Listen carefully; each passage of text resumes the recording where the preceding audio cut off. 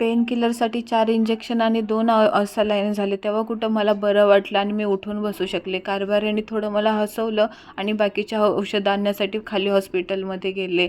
थोडंसं उठून चालले. झोपून पण कंटाळा आलेला होता. मावशीबाईंनी रात्रीचा ऑपरेशननंतर घातलेला ड्रेस बदली केला. त्याचा एवढा रक्ताचा बेकार वास येत होता की नाही ते डोक्यात विचार येत होते. नशीब माझ्या हॉस्पिटलच्या रूममधून एक खिडकी होती. बाहेर बघितल्यानंतर थोडं जीवाला बरं वाटत होतं.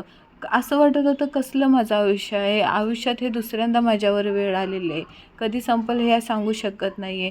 खूप निगेटिव्ह विचार येत होते. पण बोलतात ना, एक मुलगा आहे, नवरा आहे, त्यांच्यासाठी जगावं लागतं, खुश राहावं लागतं. एकच छोटंसं आयुष्य आहे. माझं म्हणणं आहे की जबरदस्तीने नका जगू.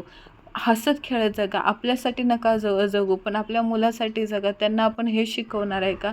आपण पॉझिटिव्ह राहिलं पाहिजे, तरच ते खुश राहतील.